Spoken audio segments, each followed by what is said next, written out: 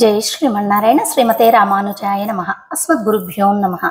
काश्यपान्वय संजातं नारायण पदाश्रितं श्रीमन्नारायणं वन्दे यतीश्वर श्रियाजुषं श्रीवत्सान्वय गोपकृष्ण गुरुराट् पादद्वयी षट्पदः आत्रेयान्वय वेङ्कटार्य वरलब्धा द्राविडां नयदीः शान्तोद्धार जनार्दनार्य तनयं न्यायाधिवादी गुरुः आत्रेयान्वय वेङ्कटार्य गुरुराट् मे सन्निधत्तां हृदि వెంకటాచార్య తిరువడి తామర్లకు దాసోహములు సమర్పించుకుంటూ ఆల్వారెంబెరుమానార్జీయర్ ఆచార్య దివ్య తిరువడి తామర్లకు దాసోహములు సమర్పించుకుంటూ ఆండాల్ దివ్య తిరువడి తామర్లకు దాసోహములు సమర్పించుకుంటూ జయ శ్రీమన్నారాయణ.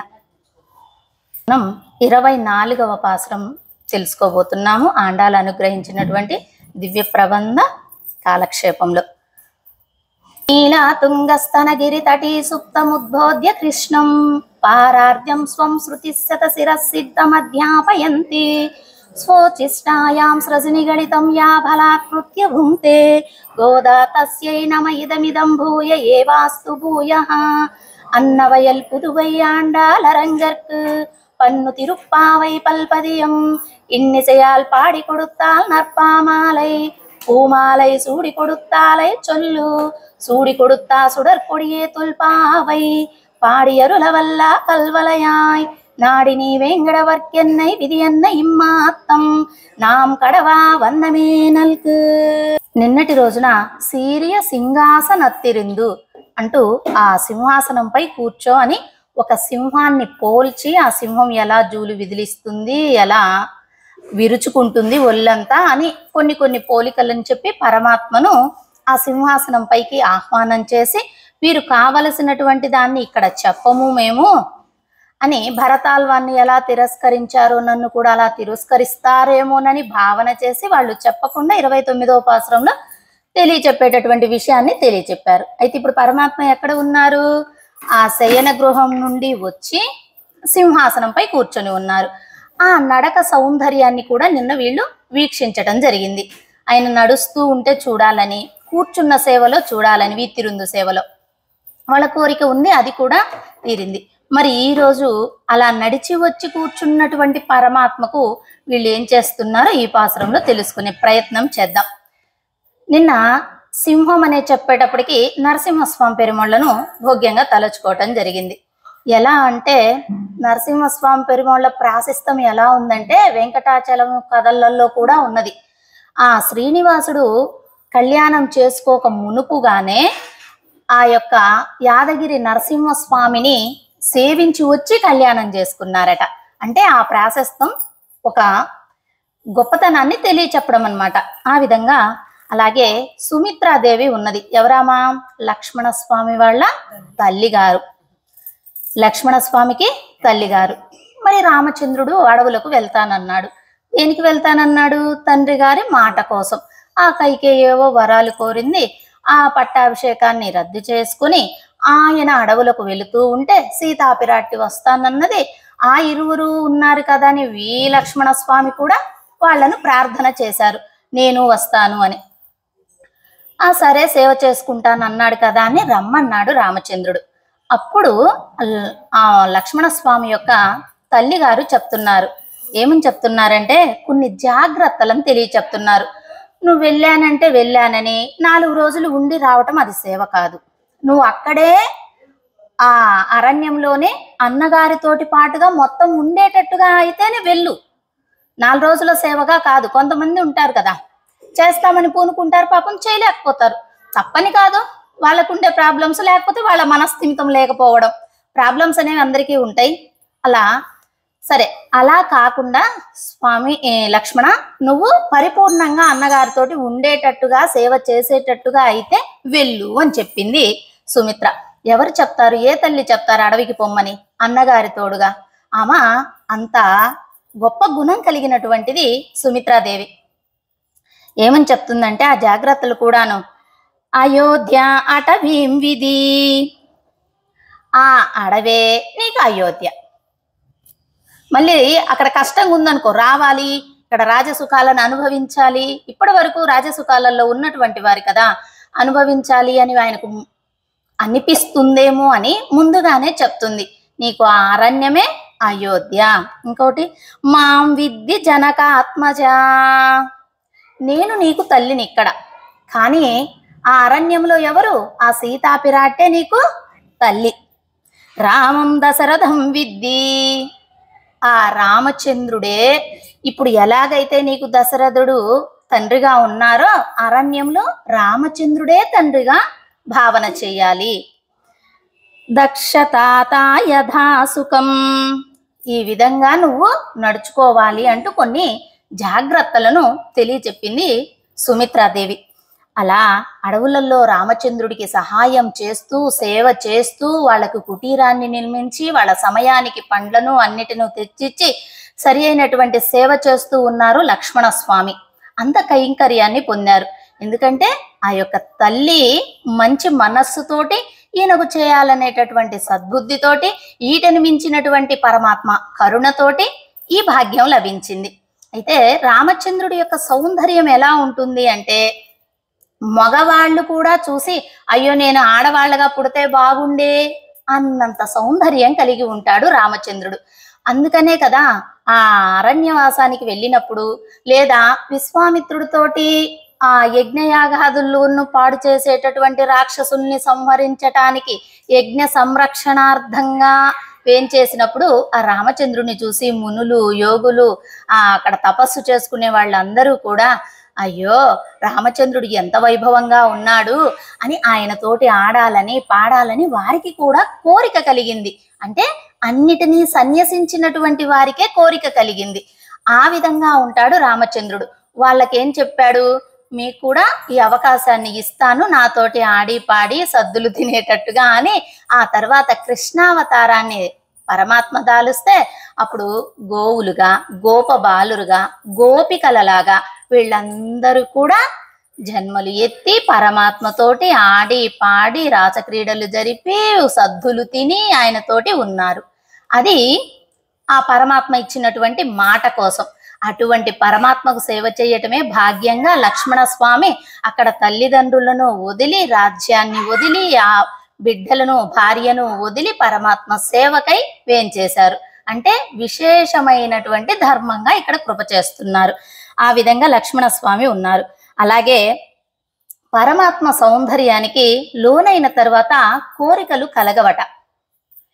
ఆయన్ను ముందు చూడక ముందే గాని కోరికలు, ఆయన్ను చూసిన తర్వాత ఏదో అడుగుదామని వచ్చి ఆ సౌందర్యాన్ని చూస్తే మర్చిపోతారు. అంటే ఆ కోరికలు ఇంకా మనసుకు రావు. అంత సౌందర్యంగా పరమాత్మ దర్శనమిస్తారనమాట. అలా ఇంతకు ముందు ఎవరికైనా అలా జరిగింది అంటే కొన్ని ఉపమానాలు మనం 2 చెప్పుకుందాం, ఎక్కువ వద్దు. కుచేలోపాఖ్యానం మీకు అందరికీ తెలుసు కదా. శ్రీకృష్ణుడికి మిత్రుడు, చిన్నప్పటి మిత్రుడు. ఆ కుచేలుడు పరమ దారిద్ర్యంతో ఉన్నాడు. అటువంటి సమయంలో ఆయన భార్య చెప్పింది, అయ్యో తినటానికి తిండి లేదు, పిల్లలకు చేసి పెట్టని కూడా ఇంట్లో సామాన్లు లేవు, సరుకులు లేవు, మీరు ఒకసారి వెళ్ళి మీ మిత్రుడే కదా కృష్ణ పరమాత్మను కలవండి అని చెప్తే ఆయనకి ఇష్టం లేదు. వాస్తవంగా ఇలా వెళ్ళి అడగటం ఎవరికి ఇష్టం ఉండదు కదా పాపం. కానీ ఆ దారిద్ర్యం కొద్దీ ఆ భార్య చెప్పినటువంటి మాటల కొద్దీ ఆయన కృష్ణ పరమాత్మను ఆశ్రయించారు. ఎలా అంటే పరమాత్మ నా చిన్ననాటి స్నేహితుడు వచ్చాడని ఆయనకు పాదాలు కడిగి ఆ పాద జలముతోటి ప్రక్షాళన గావించుకొని ఆయనకు పాద పూజ చేసి ఎంత వైభవంగా చూసుకున్నాడు. ఈయన ఏదో అడగాలని పోయాడు వాస్తవంగా కదా, అడిగాడా? మర్చిపోయాడు. ఎందుకు మర్చిపోయాడు? ఆయన సౌలభ్య గుణానికి. ఆయన అంత సులభుడు అయి దొరికిపోతుంటే ఇంకేం అడుగుతాడు పాపం, అడగలేక మర్చిపోయాడు. కానీ పరమాత్మే తెలుసుకుని తనకు కావలసినటువంటి వాటిని అనుగ్రహించటం జరిగింది. అంటే ఆయన సులభత్వం, ఆయన సౌందర్యత్వం, ఈ రెండిటి కూడక జీవుడు ఈడుపడిపోతాడు. అలా ఆయనకు కావలసినటువంటి పదార్థాలను, అలాగే వాళ్లకు ఉండటానికి ఒక భవనాన్ని, ఇంకా అక్కడ ఆయన భార్యకు తగినటువంటి సొమ్ములను, ఆ పిల్లలకు తగిన అన్ని కూడా సమకూర్చాడు. 2 వరాలు ఇస్తేనే అన్ని సమకూరాయి. ఇంకా 3వ వరానికి సత్యభామ అడ్డు చెప్పేసింది, అయ్యో ఇంకా తగదు స్వామి, విభూతుల్ని రాసిస్తావా ఏమిటి అని తగదు అన్నది. అయితే ఏం తీసుకుపోయాడు ఈ కుచేలుడు? ప్రేమను తీసుకుపోయాడు. పాపం ఏమీ లేవు కదా, ఆ అటుకులు కూడా ఎప్పటి నుంచి ఆ డబ్బాలో పడి ఉన్నటువంటి అన్ని అటుకులు కట్టించింది వాళ్ళ ఆవిడ. ప్రేమతోటి ఇచ్చాడు. అది కూడా ఆయనకి ఇవ్వటానికి కలగలే. ఎందుకు కలగలేదంటే అక్కడ ఉండేటటువంటి రాజభవనాలు అవన్నీ చూసి నేను తెచ్చింది ఏ పాటిది ఇది ఇవ్వడం ఎందుకు అంటే, మనకు కూడా ఇలాంటివి జరుగుతుంటాయి కొన్నిసార్లు అని ఇవ్వలేదు. కానీ ఆయన అడిగి ఇప్పించుకొని ఈయనకు వరాలు ఇచ్చాడు. ఆయనను చూస్తే ఈయన అడగాలనే మర్చిపోయాడు. తెచ్చిన ఏమో మనకు చిన్నతనంగా భావన చేసి ఇవ్వలేకపోయాడు. అంటే పరమాత్మ అలా గొప్పవాడు అని తెలియచెప్పటం, చిన్నతనంగా భావన చేసి ఇవ్వలేకపోవటం. మళ్ళీ ఈయన అడగలేకపోయాడు అంటే ఆయన యొక్క సౌలభ్య గుణాన్ని ఇక్కడ మనకు ప్రజెంట్ చేయటానికి అన్నమాట. అలా పరమాత్మ గుణము కలిగి ఉన్నాడు, అలాగే ఆస్తి కలిగి ఉన్నాడు. ముందు అది ఉంటే కదా గుణం. మనకు బాగా ఇవ్వాలని బుద్ధి ఉండి ఇవ్వటానికి చేతిలో డబ్బులు లేకపోతే ఏం ఉపయోగం?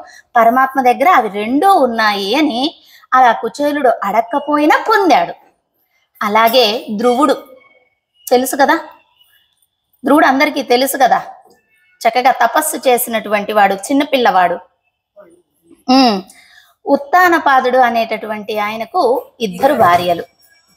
ఒకరు సురుచి, ఇంకొక ఆమె పేరు సునీత. సురుచి అంటే బాగా ప్రేమ ఉత్తానపాదుడికి. ఆమె ఏది చెప్తే అది వినేటంత ప్రేమ కలిగి ఉన్నాడు. ఈ సునీతకు వచ్చేసి ఈ ధ్రువుడు అనేటటువంటి కుమారుడు. ఈ అబ్బాయి మంచి చిన్నప్పుడే బాగా జ్ఞానం కలిగినటువంటి వాడనమాట.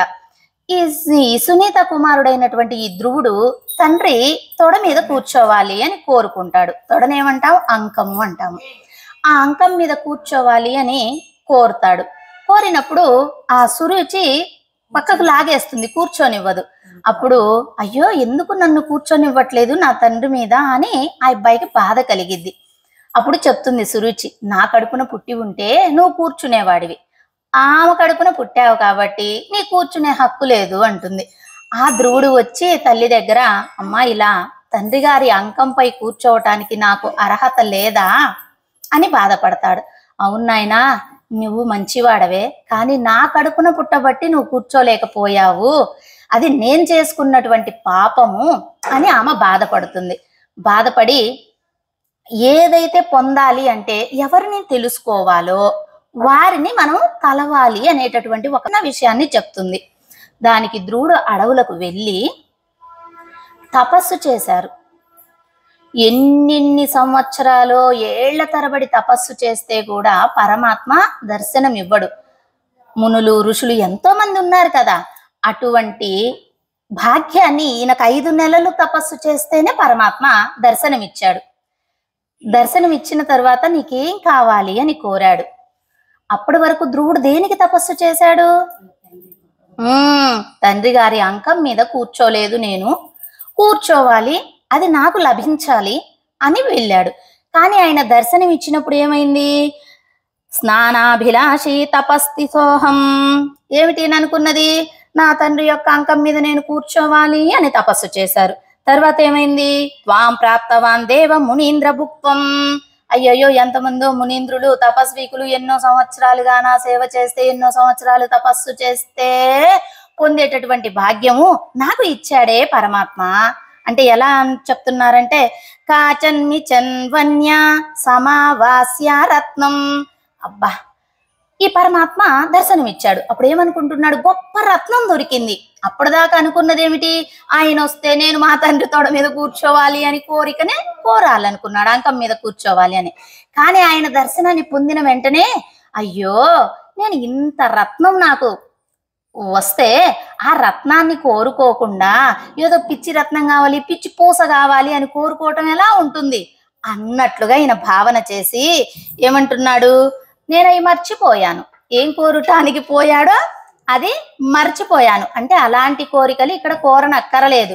అంతటి పరమాత్మే వస్తే నేను చిన్నిపాటిది కోరినట్టు, ఆయన రత్నాన్ని ఇస్తానన్నాడు అనుకో, రత్నమే ఆయన అనుకోండి, మనం ఒక పిచ్చి పూస ఇవ్వండి అని కోరినట్టుగా ఉంటుంది. నేను తండ్రి గారి యొక్క అంకం మీద కూర్చుంటాను అని అడిగితే అలా ఉంటుంది అని భావన చేశాడు ఆయన. అంటే ఆ పరమాత్మ సౌందర్యానికి అలాగా వీళ్ళు మర్చిపోతూ ఉంటారన్నమాట. అడగాలనుకున్నవి కూడా మర్చిపోతారు, పొందాలనుకున్నవి మర్చిపోతారు. కానీ దానికంటే భోగ్యమైనటువంటిది పరమాత్మ ఇస్తాడు. కుచేలుడు దాంట్లో చూసుకున్నాం కదా. అలాగే ఈ ధ్రువుడు కూడా మహాజ్ఞానిగా ప్రసిద్ధి గావించటం జరిగింది. అలా పరమాత్మ సౌందర్యంతో, ఆయన యొక్క సులభమైనటువంటి సౌలభ్య గుణంతో మనందరినీ కూడా రక్షణ చేస్తూ ఉంటారు. అది తెలుసుకోవటాన్ని నిన్నటి రోజున ఏం చెప్పుకున్నాము? జ్ఞానము. ఏదైతే నిత్యమయ్యి సత్యమయ్యి తెలుసుకోదగినదయ్యి ఉన్నదో అది పరమాత్మ. దానిని తెలుసుకోవటం ఏమిటి? జ్ఞానం. మరి ఈ రోజుటి పాసురంలో ఆ జ్ఞానం కాస్త పెరిగి పెరిగి ప్రేమ దశకు చేరింది ఆండాళ్ తల్లికి. అది ఎలాగో మనకు పాసురంలో తెలుస్తుంది. సరే, ఇలా అలా పెరిగింది, ప్రేమ దశ ఏర్పడింది. మరి ఇంతకు ముందు అలా ప్రేమ దశతోటి పరమాత్మను కొలచిన వారు ఉన్నారా అంటే పెరియాల్ వాళ్ళు ఉన్నారు కదా. ఆమె తండ్రి గారే కదా ఏం కొలిచారు? పళ్ళాండు పళ్ళాండు అంటూ ఆమెకు స్వామికి మంగళాశాసనం చేశారు. మరి ఈమె ఆయన యొక్క తనయ, ఈమె కూడా పోతి పోతి అంటూ ఈ రోజుటి పాసురంలో మంగళాశాసనం చేస్తుంది. ఆయన ఎలా మంగళాశాసనం చేశారు ఇంకా చెప్పలేకపోయారు. 100 ఏళ్ళు 1000 ఏళ్ళు కోట్లేళ్ళు ఇంకేవేవో చెప్పుకున్నాడు పాపం. అంటే అంత ప్రేమ కలిగి ఉంది. ఇప్పుడు ఎలా అంటే సీతమ్మ అని చెప్పవచ్చు, అందులో అమ్మ కలిసే ఉంది. కానీ మనం ఏమంటున్నాము? సీతమ్మ తల్లి అంటున్నాం. అంటే ఆ ప్రేమ అక్కడికి ఆగట్లా, ఆ తల్లి అని సంబోధన చేసేదాకా వెళ్తుంది. రామయ్య అని చెప్పవచ్చు, రామయ్య తండ్రి అంటున్నాము, అంటే ఆగట్లేదు. అలాగే ఇక్కడ కూడా పెరియాల్ వార్లకు ఒక 100 సంవత్సరాలు మీరు పల్లాండుగా ఉండాలి, ఒక 1000 సంవత్సరాలు పల్లాండుగా ఉండాలి, 100 కోట్ల పల్లాండుగా ఉండాలి. పాపం ఎన్ని చెప్పినా ఇంకా సంఖ్య పెరుగుతుంది కానీ ఆగట్లేదు. అలా సంఖ్యను పెంచి ఆయనకు పళ్ళాండు సేవించి, ఆయన హృదయ స్థానంలో ఉండేటటువంటి అమ్మకు పళ్ళాండు సేవించి, ఆయన ధరించి ఉన్నటువంటి ఆయుధాలకు పళ్ళాండు సేవిస్తే అప్పుడు పెరుమాళ్ళు అయ్యయ్యో నీకు ఉత్సవాన్ని జరిపితే నా బిడ్డడికి ఉత్సవం జరుగుతుంటే నేను ఆనందపడాలని వచ్చాను, మీరేమో ఆనందాన్ని పొందటం లేదు. నా పరమాత్మ వచ్చాడే, ఆయన ఎండనక వచ్చాడు, ఇంతమంది ఇక్కడ భాగవతులు ఉన్నారు, ఈ భాగవతుల దృష్టి ఆయనపై పడి ఆయనకి ఎక్కడ దోషం తగులుతుందో, దిష్టి దోషం తగులుతుందో అని ఈయన పల్లాండు సేవిస్తున్నాడు. వాస్తవంగా అయితే ఎవరికి పరమాత్మ కనపడటలేదు. ఈయన భక్తి తత్పరుడు కాబట్టి ఈయనకు కనపడ్డాడు. కానీ ఈయన భావన ఎలా ఉంది? పరమాత్మపై ప్రేమతోటి. జ్ఞాన దశ కాస్త ప్రేమ దశగా మారింది. అలా పల్లాండు సేవించారు. ఆ నమ్మాల్ వాళ్ళు కూడా పొలిగ పొలిగ పొలిగా అంటారనమాట. అంటే ఇది కూడా మంగళాశాసనమే. ఆయనేమో ఆగకుండా 1000 ఏళ్ళు 100 ఏళ్ళని ఒక సంఖ్య చెప్పేసుకుంటూ ఉన్నాడు. ఈయనేమో పొలిగ పొలిగా అని ఈయన మంగళాశాసనం చేశాడు. మరి ఆండాళ్ తల్లి చేసింది ఏమిటి అంటే అది మంగళాశాసనమే. అమ్మ ఇప్పుడు ఎన్ని పాదాలు ఉంటుంది పాసురం? 8 పాదాలు. 8 పాదాలలో 6 పాదాలలో మంగళాశాసనం చేస్తుంది. మిగిలిన 2 పాదాలు మేము ఎందుకు వచ్చామనే విషయము తర్వాత తెలియచెప్పడం జరుగుతుందన్నమాట.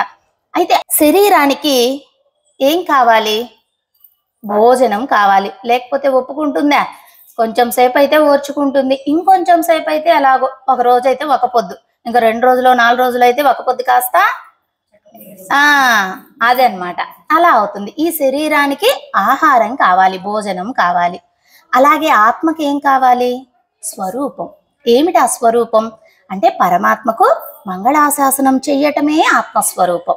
శరీరానికి ఆహారం ఎలా నిత్య అవసరమై ఉన్నదో అలాగే ఆత్మకు కూడా పరమాత్మను సేవించటం, పరమాత్మకు మంగళాశాసనం చెయ్యటమే ఆత్మస్వరూపంగా అయి ఉన్నది. అలాగే 23వ పాసురంలో ఏం తెలియచెప్పారు మనకు? నిన్నటి రోజున రాస్వామి అన్నారు. Very good. సింహాసనాన్ని వచ్చి అధిష్ఠించవయ్య నీ నడక సౌందర్యాన్ని చూస్తారు అన్నారు. మనము కైంకర్యం చేస్తాం కదా, రోజు పూజ అంటాము, ఆరాధన, పోనీ ఏదో ఒకటి పలుకుతున్నాం కదా, ఆరాధననో పూజనో సేవనో. ఆ సమయంలో ఏం చేస్తాము? సింహాసనం సమర్పయామి అంటున్నామా లేదా?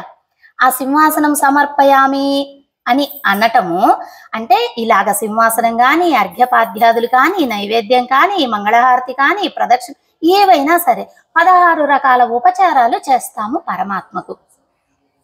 ఆ 16 రకాల ఉపచారాలు జరిగేటప్పుడు కొన్ని లోపాలు కూడా ఏర్పడతాయి. అంటే మనం చేయటంలో లోపాలు వస్తాయి. మామూలు సామాన్యులం కదా, అలా లోపాలు వస్తాయి. వాటిని కూడా సరిదిద్దేది ఏమిటి అంటే 23వ పాసురము సింహాసనం సమర్పయామి అని చెప్పినప్పుడు ఈ 23వ పాసురం సేవిస్తే దోషాలు తొలుగుతాయి. అంటే ఆ ఒక్క పాసురమేనండి, ఇంకేమైనా సేవించాలా అంటే కవాటాలు తెరిచేటప్పుడు 16వ పాసురం నాయగనాయ్ నింద నంద గోప నుడయ్య కోయిల్ కాప్పానే. అలాగే 16వ పాసురము ఆ విధంగా. 22వ పాసురము అంగన్ మాజ్ఞాలత్తర అభిమా. ఓకే, ఆ పాసురం ఎందుకు చెప్పుకున్నాం మనము? Very good. ఆయన దృష్టి మన మీద పడి ఆయన సేవకు వినియోగించుకోవడానికి భలే గుర్తుపెట్టుకున్నారు. నెక్స్ట్ 23వ పాసురం అంటే నిన్నటి పాసురం. ఇది దేనికి చెప్పుకున్నాము? సింహాసనం సమర్పయామి అనేటటువంటి దానికి. ఈ రోజు సేవించుకునే పాసురం ఏమిటి? 24వ పాసురం మంగళహారతి. ఇది మంగళహారతికి. అయితే ఇవి ఎందుకు చెప్పుకుంటున్నాం ఇక్కడ? వింజామరప్పుడు సిత్తుం సిరుకాలే వంగ కడల్ కడైన మాధవనై కేశవనై ఈ పాసురాలు పూజలు ఎందుకు చెప్పుకుంటున్నాము అంటే మనము 16 రకాల ఉపచారాలు చేయాలని కూర్చుంటున్నాము. కొన్ని దోషాలు జరుగుతున్నాయి. ఈ పాసురాలు సేవిస్తే ఆయనకు ప్రీతి, పరమాత్మకు పాసురాలు ప్రీతి కదా, కావాలని సేవింప చేసుకున్నాడు కదా ఆల్వార్లతోటి, ఆయనకిష్టం. ఆ ఇష్టమైనటువంటి పాసురాలను సేవించటం వల్ల మనము చేసిన వాటిలో దోషాలు పాపాలు ఏమైనా ఉపచారాలలో లోపాలు, మంత్రహీనం క్రియాహీనం భక్తిహీనం జనార్దన అంటాం కదా, అలా ఏవైనా లోపాలు జరిగి ఉంటే ఆ లోపాలను ఈ పాసురాలకు ఇష్టం కాబట్టి పరమాత్మకు మనం సేవించుట వలన వాటిని లెక్క పెట్టక తీసివేస్తాడట. అందుకని మనం పరమాత్మకు పూజ చేసే సమయంలో పాసురాలను సేవించాలి అంటూ మనకి ఇక్కడ తెలియచెప్తున్నారు. అలా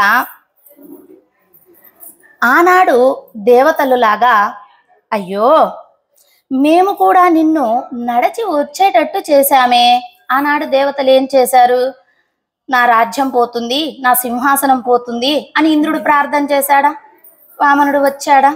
వామనుడు 2 పాదాలతోటి కొలచాడా? అలా వారు చేసినట్టుగా మేం కూడా ఏం కోరాము? మీరు నడిచి వస్తే ఆ నడక సౌందర్యాన్ని చూడాలి స్వామి అని కోరాము కదా. అయ్యో మేము కూడా అలాగే చేశామే స్వామి, చెయ్యకూడదు కదా.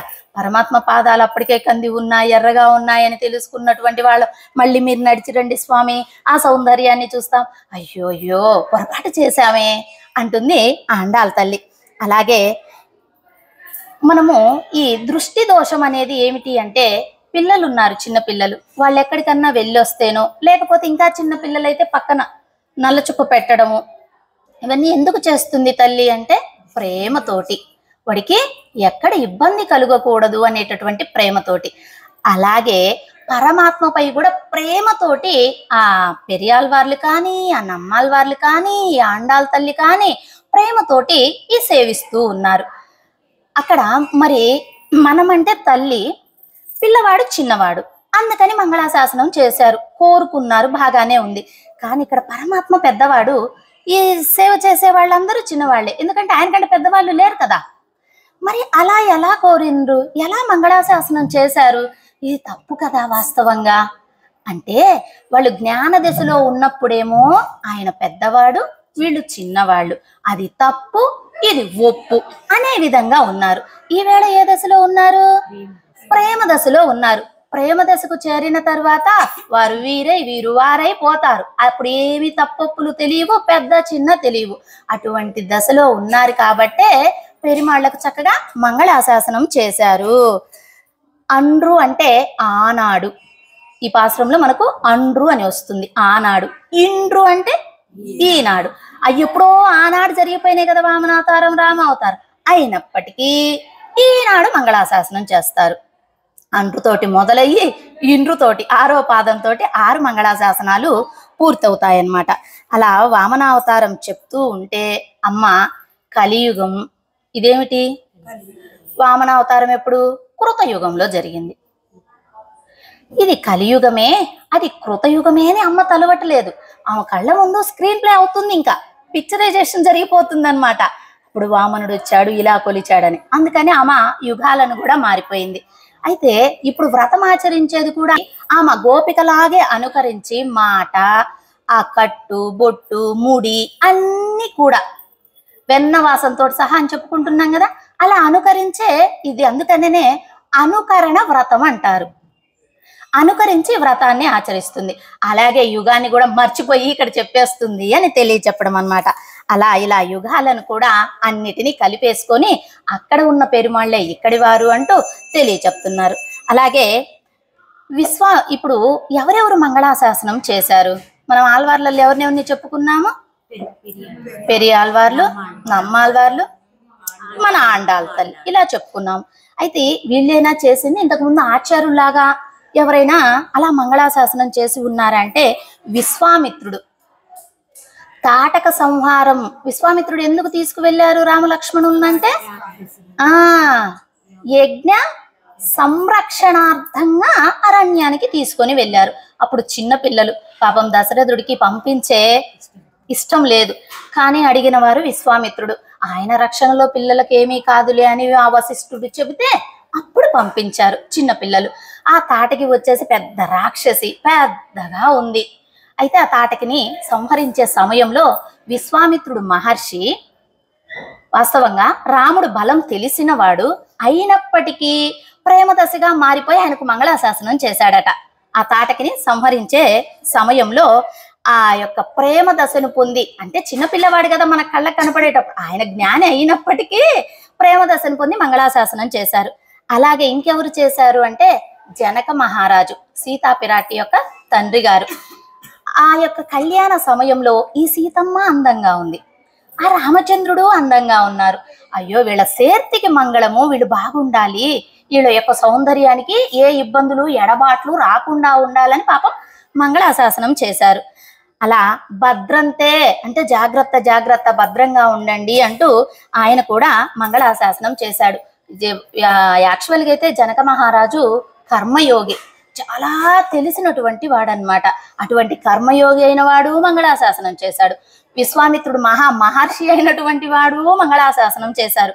అంటే వాళ్లకు తెలుసు కదా, ఇప్పుడు పరమాత్మకు శక్తి ఉంది, యుక్తి ఉంది, ఆయన అవసరం లేదు ఎవరి మంగళాశాసనాలు అనుకోకుండా ప్రేమదశను పొంది మంగళాశాసనం చేశారు. అంటే పరమాత్మ యొక్క వైభవాన్ని తెలిసి కూడా వాళ్ళు మంగళాశాసనం చేశారు. అలాగే దశరథుడు కూడా చేశాడు. ఏ సమయంలో చేశాడు అంటే ఆ పరశురాముడు ఆ గండ్రగొడ్డల్ని తీసుకొని వస్తే అయ్యో ఎక్కడికి ఏమి ఇబ్బంది కలుగుతుందో నా రామచంద్రుడికి, అప్పుడే కొత్తగా పెళ్ళయి ఉన్నారు పాపం, ఏం చేస్తాడో అని ఆయనకు భయమేసి అప్పుడు ఆయన పరశురాముడిని చూసి పాపం కళ్ళు తిరిగి పడిపోతాడు దశరథుడైతే. అలా మంగళాశాసనం చేశాడనమాట. అంటే రామచంద్రుడు గొప్ప తెలిసి ఉన్నా, వైభవం తెలిసి ఉన్నా దానిని మరచిపోయి మంగళాశాసనం చేస్తున్నారు, అటువంటి ప్రేమను పొందుతూ ఉన్నారు. అలాగే సీతమ్మ మంగళాశాసనం చేసింది. ఎప్పుడు చేసింది అంటే రేపు తెల్లవారితే రామచంద్రుడికి పట్టాభిషేకం. ఆ పట్టాభిషేకం సమయంలో ఏ ఇబ్బందులు కలగకుండా ఉండాలని ఈ దిక్కులలో వేంచేసి ఉండేటటువంటి దేవతలను ప్రార్థన చేసిందట సీతాపిరాటి. అలాగే కౌసల్య మంగళాశాసనం చేసింది. 5 మంగళాశాసనాలు చేసింది కౌసల్య. అవి ఎప్పుడు సేవిస్తారంటే మనకి ఇప్పుడు అనధ్యయన కాలం నడుస్తుంది కదా, ఈ తిరుకార్తెలో ఆ కౌసల్య చేసినటువంటి మంగళాశాసనాలను పెరుమాళ్లకు సేవిస్తూ ఉంటారనమాట. అలాగే ఋషులు, మునులు ఇలాంటి వాళ్ళు కూడా పరమాత్మకు మంగళాశాసనం చేశారు కొన్ని సందర్భాలలో. హనుమంతుడు కూడా మొదటిసారిగా మంగళాశాసనం చేశాడట. ఎప్పుడు చేశాడు హనుమంతుడు అంటే రామలక్ష్మణులు ఇరువురు అడవిలోకి వచ్చినప్పుడు వాళ్ళను చూసినప్పుడు ఆయనకు అనిపించిందట ఆ భుజాల యొక్క సౌందర్యం, భుజ బలాన్ని చూసి అయ్యో అయ్యో భుజకీర్తులన్నా పెట్టుకోవచ్చుగా, పైటవలన్నా వేసుకోవచ్చుగా అనుకున్నాడట. అంటే అంత సౌందర్యం కలిగి ఉన్నారు, ఎవరు ఏ రాక్షసులు ఏ అవధ్యాన్ని తలపెడతారో ఏమిటో, ఇది అరణ్యం కదా అని ఆ రోజు మంగళాశాసనం చేశారు హనుమంతుడు. అంటే సిరియ తిరువడి అలా భుజాలకు చేశారు. తర్వాత జటాయు కథ తెలుసు కదా, సీతాభిరాటిని వెళ్ళేటప్పుడు కొంచెం ప్రయత్నం చేసింది అని. ఆ జటాయువు కూడా దశరథ మహారాజుకు మిత్రుడు. ఆ జటాయువు కూడా రామచంద్రుడికి ఆయుష్మాన్ భవ అని మంగళాశాసనం చేశాడట. అలాగే సుగ్రీవుడు ఏమిటి అంటే రామచంద్రుడి దగ్గరికి విభీషణాల వాళ్ళు వచ్చారు. వచ్చినప్పుడు ఆ విభీషణుడు రాక్షసుడి యొక్క తమ్ముడు కదా, అయ్యో ఏమి అవధ్యాన్ని తలపెట్టడానికి వచ్చాడో రాక్షసుడు తమ్ముడై ఉండి అని ఆ విభీషణ్ణి కూడా వద్దు రావద్దని కొంచెం గెంటి వేయటం జరిగింది. అంటే ఏమిటి, ఈయనకి ఏమైనా ఇబ్బంది కలుగుతుందేమోననేటటువంటి విషయంగా మంగళాశాసనం చేశాడు. అలా కృష్ణుడికి కూడా మంగళాశాసనం చేయాలి అనుకున్నారు వీళ్ళు. అప్పుడు ఆ రామచంద్రుడికే చేశారు, కృష్ణయ్య కూడా మంగళాశాసనం చేయాలి అనుకున్నారు. ఎలా అంటే రామచంద్రుడికి అయోధ్య మంచి ఊరు, అలాగే దశరథ మహారాజు శంబాసురుణ్ణే సంహరించినటువంటి వాడు, అలాగే 10 దిక్కులా రథాన్ని నలిపేటటువంటి శక్తి కలిగి ఉన్నాడు. అక్కడ వశిష్ఠాది మహర్షులు ఏం చేసి ఉన్నటువంటి ఊరు, అలాగే అక్కడ ఉండేటటువంటి వాళ్ళు తెలివి కలిగిన వారు, అలాగే రామచంద్రుడు ప్రభువు కావాలనేటటువంటి కోరిక కలిగి ఉన్నవారు. మరి అటువంటి ఆయనకే మంగళాశాసనం చేస్తే మా కృష్ణయ్యో ఈ రేపల్లిలో ఉన్నవాడు, గొల్ల కులంలో ఉన్నవాడు, ఆ నందయశోదులు గొల్లవాళ్ళు, వాళ్ళకొక నాయకత్వము, అలాగే ఆ గోపికలు కూడా కుడి ఎడమ తేడా తెలియనటువంటి వారు. అటువంటి వారు కంసుడు పక్కనే శత్రువు ఉన్నటువంటి ఊరు. అయ్యయ్యో కృష్ణయ్యకు రక్ష పెట్టవలసినది మనమే అని ఆయనకు రక్షగా వీళ్ళు మంగళాశాసనం చేశారు. అలా చిత్తు, అచిత్తు, ఈశ్వర తత్వం ఈ మూడిటిని ఏమిటివి అంటే చిత్తు ఏమిటి, అచిత్తు ఏమిటి, ఈశ్వర తత్వం ఏమిటి, అవి మూడు మనలోనే ఉన్నాయి. శరీరం అచిత్తు, లోపల ఉండే ఆత్మ చిత్తు, ఆ లోపల అంతర్యామిగా వేంచేసి ఉన్నటువంటి పరమాత్మ ఈశ్వర తత్వం. ఈ మూడు ఉన్నాయి జీవుడిలో. అయితే ఈ మూడు జీవుడిలో ఉన్నాయని దీనిని పెంపొందింప చేయాలని మనకు అనుగ్రహించేది ఎవరు అంటే ఆచార్యులు. ఆచార్యులు వారి చేతిలో ఏ ముద్ర ఉంటుంది, జ్ఞాన ముద్ర ఉంటుంది. ఇలా ఉంటుంది కదా, గమనించారా ఎప్పుడైనా? ఇలాగే ఉంటుంది. ఈ 2 ఫింగర్స్ క్లోజ్ చేసి ఈ 3 ఇలా పక్కకున్నట్టుగా ఉంటాయి. ఎందుకంటే ఈ బొటన వేలు వచ్చేసి పరమాత్మ, చూపుడు వేలు జీవాత్మ, ఈ రెంటిని కలిపేవాడు ఆచార్యుడు. మరి ఈ 3 ఏమిటి? సత్వగుణం, రజోగుణం, తమోగుణం. వీటిని పక్కకు జరిపేసి ఈ రెంటిని కలుపుతాడట ఆచార్యుడు. అంటే ఈ జీవాత్మను పరమాత్మ దగ్గరికి చేర్చేటటువంటి వాడు ఆచార్యుడు. ఇలాంటి గుణాలు ఎన్నున్నా వాటిని పక్కకు నెట్టేసి జరుపుతాడని ఆ యొక్క ఆచార్యుల శ్రీహస్తంలో ఉపదేశ ముద్ర అంటారు దీన్ని. అలా వేంచేసి ఉంటుంది ఈ చిత్తు, అచిత్తు, ఈశ్వర తత్వం. ఇలాగే ఈ 3 కలిగి ఉన్నదేమిటి అంటే విశిష్టాద్వైతం. భగవద్ రామానుజుల వారు ఆ సిద్ధాంతాన్ని వెలుగులోకి తెచ్చి అందరికీ అనుగ్రహించి అందరినీ పరమపదానికి మెట్లు కట్టి ఎక్కించేటటువంటి వాడు అని చెప్పుకున్నాం కదా. అటువంటి రామానుజులు వేంచేసి ఉన్నారు విశిష్టాద్వైతం. అందుకనే ఇప్పటికి కూడా ఆ మంత్రాన్ని పొందిన వారితో ఏమంటాము? రామానుజ సంబంధం, ఆచార్య సంబంధంగా తెలియచెప్తున్నాము. అలాగే మంగళాశాసనం చేయటమే ప్రయోజనంగా చేశారు. మేము మంగళాశాసనం చెయ్యటం వల్ల ఏమైనా పొందవచ్చును అని వాళ్ళు చెయ్యలేదు. అయ్యయ్యో పరమాత్మ అంత అసుర సంహారం చేశారే, అయ్యయ్యో అలా లోకాలను కొలిచారే అని మంగళాశాసనం చెయ్యటమే ప్రయోజనంగా చేశారే తప్ప ఇతరంగా ఏది ఆలోచించి ఏది కోరి వాళ్ళు చెయ్యలేదు. అయితే దేనికి చేశారు, ఎవరెవరికి చేశారు, ఏ అవతారంలో ఎలా వాళ్ళు మంగళాశాసనం చేశారనేది మనం ఇప్పుడు పాసురాన్ని సేవించుకొని ఆ అర్థాన్ని తెలుసుకునే ప్రయత్నం చేద్దాము. పాసురం సేవించమ్మా.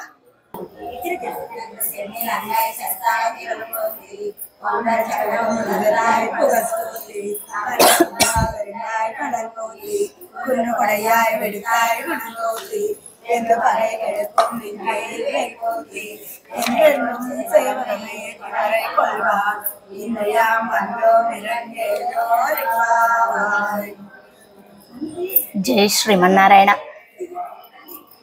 చక్కగా భాగవతులు సేవించారు. మనము అర్థాన్ని తెలుసుకుందాం. అండ్రు ఇవ్వులుగా అళందాయ్ అడిపోత్తి అంటే ఆ వామనుడు లోకాలను కొలచినటువంటి పాదాలకు పోత్తి మంగళము. సెండ్రులెంగై సెండ్రెంగు తెన్నిలంగై సెత్తాయ్ తిరల్పోత్తి. రాముడి లంకకు రామచంద్రుడు అంటే రావణాసురుడి లంకకే రామచంద్రుడు వెళ్ళి నాశనం చేసినటువంటి ఆ భుజ బలానికి మంగళం. 3వ పాదం ఏమిటి? పొన్రచ్చగడ ముదైతాయ్ పుగజుబోత్తి. ఆ శకటాసురుణ్ణి సంహరించినటువంటి ఆ కృష్ణ పరమాత్మ కీర్తికి మంగళం. కన్రుక్కునిలా వెరిందాయ్ కజల్పోత్తి. వత్సాసురుణ్ణి కపిత్తాసురుణ్ణి సంహరించినటువంటి ఆ యొక్క వంచి కాలు బలాన్ని మోపాడు కదా, ఆ పాదాలకు మంగళం అంటే పోత్తి. కుండ్రుప్పుడయ్యా వెడుతాయ్ గుణం పోతి. ఆ గోవర్ధనగిరిని ఎత్తి పట్టినటువంటి స్వామి గుణానికి మంగళం. ఆ గుణం కలగటం కూడా గొప్ప విషయం కదా. మంతున్న రాళ్ల వర్షం పడుతుంటే ఏం చేయాలో అర్థం కాదు. అటువంటి దానికి గుణానికి మంగళం. ఎండెండ్రు సేవకమే ఏత్తి పరై కొల్వాన్ అంటూ అంటూ కీర్తించి పరై అనేటటువంటి వాయిద్యాన్ని పొందటానికి అన్నారు. ఇందియాం వందో మిరంజేలో రెంబావాయ్, ఈనాడు వచ్చాము స్వామి అంటూ, రెంబావాయ్ అంటే వ్రతాన్ని ఆచరించడం అని అర్థం అన్నమాట, అంటూ తెలియచెప్తున్నారు. సరే, అర్థంలోకి వెళ్దాం, వ్యాఖ్యానంలోకి.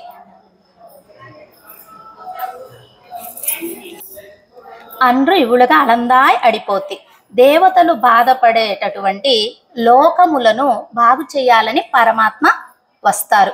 ఎందుకంటే దేవతలు ప్రార్థన చేస్తారు, అయ్యో మాకు ఇలా ఇబ్బంది కలిగింది అని. అలా ప్రార్థన చేశాడు ఇంద్రుడు. ఆ ప్రార్థన మేరకు వామనావతారాన్ని దాల్చారు. 2 అడుగులతోటి కొలిచాడు. 3వ అడుగు ఎక్కడ పెట్టాలి అని అడిగాడు బలిచక్రవర్తిని. నా శిరస్సుపై ఉంచమన్నాడు, ఉంచారు. సరే, ఆయన ఎలా ఉన్నారంటే వామనుడు చిన్న వటుడుగా వచ్చాడు కదా, చాలా సౌందర్యంగా ఉన్నాడు. ఇప్పుడు 6 అడుగుల్లో ఉండవలసినంత సౌందర్యం అంతా 3 అడుగుల్లోకి వచ్చేసింది అనుకో, ఎలా ఉంటుంది? ఇంకా చూడాలనిపించేటట్టు ఉంటుంది కదా. ఆ విధంగా ఏం చేశారు వామనుడు. వామనుడుకు ఆ దానం పుచ్చుకున్నాడు. పుచ్చుకున్న దానం భూమిని తాకే లోపే ఆయన పెరిగి పెద్దయిపోయి ఆ బ్రహ్మదేవుడు ఆ పాదాన్ని కడిగితే వచ్చినటువంటి తీర్థం భూమిపై తాకింది. అంటే ఎంత వితిన్ సెకండ్స్ లో పెరిగిపోయాడు పరమాత్మ. అలా పెరిగిపోయాడు. అలా పెరిగిపోయినప్పుడు ఆ పాదాలు చాచాడు కదా, ఆ పాదాలు ఎర్రగా కందిపోయాయి. ఉన్నటువంటి దాన్ని పెద్ద విస్తీర్ణం చేస్తే బెలూన్ ఏమైతుంది? పగిలిపోతుంది. అలా పెద్దగా అయిపోయేటప్పటికి కందిపోయాడట పరమాత్మ. ఎలా అంటే ఇక్కడ భూలోకంలో ఉండేటటువంటి వారందరిపై శిరస్సులపై ఆయన పాదాన్ని మోపాడు. అంటే అధోలోకాలకు, పైలోకాలకు ఇంకొక పాదాన్ని చాచాడు. మరొక పాదాన్ని బలి చక్రవర్తి శిరస్సుపై పెట్టి రసాతల లోకానికి అదిమివేయబడింది. అయితే ఇక్కడ ఏం చెప్తున్నారు అంటే, ఇంద్రుడిలాగా మేము కూడా బాధతోటి వచ్చాము. ఇంద్రుడు ఎలా బాధపడ్డాడు? నా సింహాసనం పోతుంది అని బాధపడి ఆయన ప్రార్థన చేశాడు. మేము కూడా ఎందుకు వచ్చాము? బాధపడి. ఏం బాధ వీళ్లకు? విరహ వేదన. స్వామిని పొందాలి పొందాలి అనేటటువంటి, ఇంకా పొందలేదే అని బలి చక్రవర్తి దగ్గర దానాన్ని పొందావు. ఎట్లా? సంపూర్ణమైనటువంటి దానాన్ని పొంది పెరిగిపోయి. సంపూర్ణమైన దానం అని ఎందుకు అన్నారంటే, ఆయన విశ్వమంతటా వ్యాపించేశాడు కదా, ఇంకా అందుకని సంపూర్ణమైన దానాన్ని పొందావు. అలాగే మాకు కూడా సంపూర్ణమైనటువంటి దానాన్ని ఇచ్చావు. ఏమిటి అంటే, మేము నీ నడక సౌందర్యాన్ని చూడాలి, నువ్వు కూర్చున్న సౌందర్యాన్ని చూడాలి, నువ్వు నిద్రలు ఎగుస్తున్నటువంటి సౌందర్యాన్ని, ఏవైతే కోరావో అవన్నీ ఇచ్చావు కదా, అందుకని మాకు సంపూర్ణమైనటువంటి దానాన్ని ఇచ్చావు. అలాగే బలి చక్రవర్తి ఏమిటి అంటే అహంకార పూరితుడై కదా, ఈ భూలోకం అంతా కూడా పాలన చేస్తున్నప్పటికీ నాకు దేవతాలోకాలు కూడా కావాలి అనే అహంకారం కలిగింది. ఆ అహంకారాన్ని బలి చక్రవర్తికి అణచిన వాడవు. అలాగే మాలో ఉన్న అహంకారాన్ని అణచినవాడు. వీళ్ళు ఏం అహంకారమట అంటే, మేము చిన్న పిల్లలము, అర్ధరాత్రి ఆడపిల్లలము అని తలవకుండా మమ్మల్ని నీ దగ్గరికి చేర్చుకున్నావే. ఎన్ని జన్మలు వస్తాయి ఏమిటండి, ఇది తలచి అది తలచి జన్మలు అంత సేవ మానేస్తే మళ్ళీ ఎప్పుడు లభిస్తుందో అని చెప్పడం అన్నమాట. అలా మమ్మల్ని తలవకుండా మాలో ఉండేటటువంటి అహంకారాన్ని అణచి మేము నీ దగ్గరికి పొందేటట్టుగా చేసావుగా స్వామి అంటే ఈ 3 చెప్తున్నారు. అలాగే మనం కూడా అవి ఇవి అని చిన్న అడ్డంకులు వస్తే కోవెలకు రావటం, గోష్ఠిలో గలవటం, ఇవన్నీ కూడా సాధ్యమైనంత వరకు అవాయిడ్ చేయకూడదు అనమాట. సాధ్యమైనంత వరకు పరమాత్మ తొలగిస్తున్నాడు, మనం చేసుకోవటానికి అనుగ్రహిస్తున్నాడు, ఈ శరీరాన్ని ఇచ్చాడు అనేటటువంటి బుద్ధితోటి మనం రావాలి, తలవాలి, పరమాత్మను సేవించుకోవాలి. అలా మనలో ఉండేటటువంటి చిన్న అడ్డంకులు, అహంకారాలను వదలాలి. అవి వదిలిచ్చేవాడు పరమాత్మే అంటూ మనల్ని కూడా కృషి చేయటానికి మన అండాల తల్లి ఇందులో మనకు తెలియచెప్తూ ఉన్నది.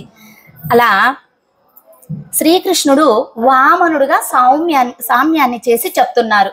శ్రీకృష్ణుడు ఏమిటి? ఇప్పుడు మనం 3 లక్షణాలు చెప్పుకున్నాం కదా, వామనుడు 3 లక్షణాలు, శ్రీకృష్ణుడు.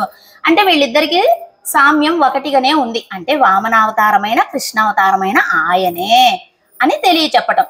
ఆ వామనుడు అహంకారాన్ని అణచివేశాడంటే, ఈ కృష్ణుడు వీళ్ళకు ఉండేటటువంటి అహంకారాన్ని, ఆ వామనుడు బలి దగ్గర దానం పొందాడంటే మీరు దానంగా మాకు ఇచ్చారు అని చెప్పుకున్నారు కదా, ఆ ఇంద్రుడు బాధపడ్డాడంటే మేము బాధపడితే మా బాధను తీర్చడానికి మీరు వచ్చారు, అప్పుడు వామనుడిగా మీరు అవతరించారు, ఈ రోజు కృష్ణ పరమాత్మగా మా బాధను తొలగించారు అని 3 సామ్యాలను తెలియచెప్పారు. అంటే ఆ వామనుడే ఈ కృష్ణుడు. ఆనాడు వామనుడు, ఈనాడు కృష్ణుడు. అలా ఇవ్వులగ మళందాయ్ అంటే లోకములను కొలిచినవాడు. పరమాత్మ వచ్చారు, కొలిచారు.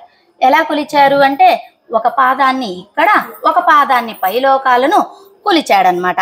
అలా మీరేమో ఆ తామర పువ్వులు వంటి పాదాలు, పరమాత్మ పాదాలు ఎలా ఉంటాయి? సుకుమారంగా, సున్నితంగా ఉంటాయి. తామర పువ్వులు వంటి పాదాలను అమ్మ నొక్కేటప్పుడు కూడా అమ్మే సుకుమారం. ఎందుకంటే పువ్వుపై అమ్మ కూర్చొని ఉంటే పువ్వు రెక్కకు సన్న గీట్లలాగుంటాయి, అవి కూడా అమ్మ కొత్తుకునేవట. ఎంత సౌకుమార్యంగా, ఎంత సుకుమారంగా ఉండేది అమ్మ. అటువంటి అమ్మే స్వామివారి పాదాలను నొక్కేటప్పుడు చాలా మెల్లిగా నొక్కుతుందట. అంతే, అంత సౌకుమార్యంగా సుకుమారంగా ఉన్నాయి స్వామివారి పాదాలు. అలా ఉండేటటువంటి పాదాలు రెండుగా కొలిచేశాయి కదా, ఇక్కడ కింద అక్కడ పైన. అయ్యయ్యో, అలాంటి పాదాలు కొలిచాయా, ఎర్రగా కందిపోయాయి కదా అని అలా తెలియచెప్తున్నారు. ఈ ఎడబాటు అనేటటువంటి దుఃఖం నుండి మరల్చటానికి నీవు నడిచి వచ్చావు అంటే అదే శ్రమ, ఆనాడు శ్రమ పడ్డావు, ఆ శ్రమ ఈనాడు మేము కూడా పెట్టాము స్వామి నిన్ను. అంటే నడిచి రమ్మన్నారు కదా, శయన గృహం నుండి సభా మండపంలోకి నడిచి రమ్మన్నారు.